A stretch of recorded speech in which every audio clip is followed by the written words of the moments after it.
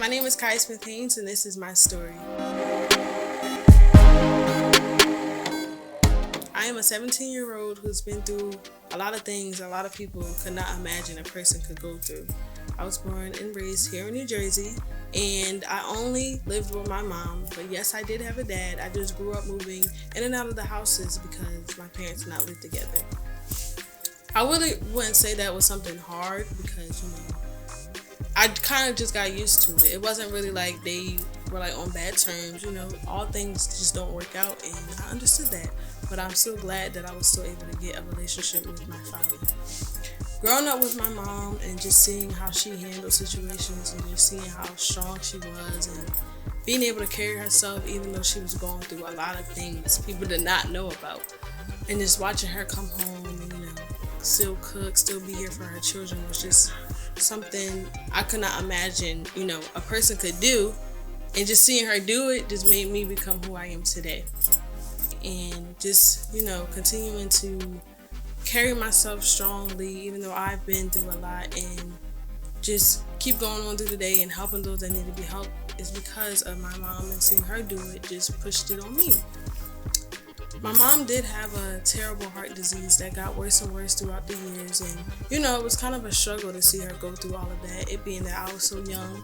I really didn't understand that sickness and what it really meant and how worse it could get, but I did continue to see how weak and weak she was getting, and she started to not do all the things that she used to do before, and that kind of caught on to me because I'm like, okay, so what's next?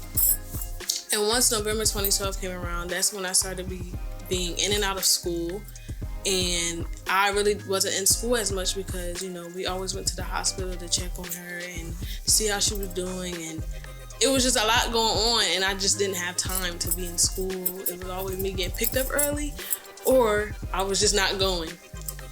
And then the day came, and I had to leave school early, and I only remember this because I remember it scene by scene kind of because I was so young. I just kind of taking pictures of the moments in my head, if that makes sense. I just remember leaving school and saying bye to my principal, and everybody just looked so sad. And it didn't really click on what was going on, but I kind of knew okay, something is going on. So as we get to the hospital, we're all just waiting, and I was waiting with my dad, but everyone else was around us, and a lot of our family was there. And the moment I knew that I lost my mother was when I saw my aunt coming down the hallway, and she was just bawling her eyes out. And she's that aunt that was the strongest one. She never cried, she never gave in, she never really showed emotions like that. And to see that, I'm like, okay, it clicked on, and I know what's going on now. So then I just start crying because I'm like, okay, I just lost my mom, and I don't know what to do after this. What am I supposed to do? And I did get to see her, I did not see her take her last breath, but I did get to see her after the fact.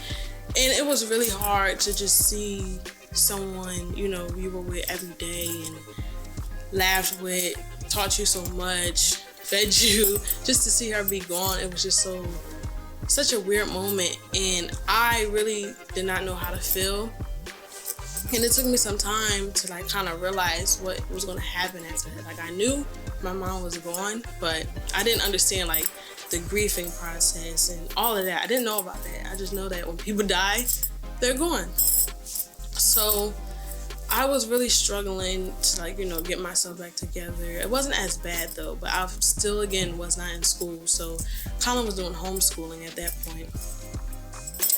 And sooner or later, a couple years go by, and that's when the grieving process starts to hit me, and I get more and more in tune with my emotions. And for some reason, it took 5 years for my emotions to start hitting me and to finally realize, that I don't have a mom.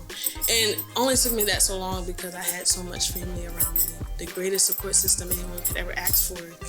And I just didn't get time, to really catch up on the moments and all of that stuff. I got to catch up on the memories, but not the moments of just me being by myself.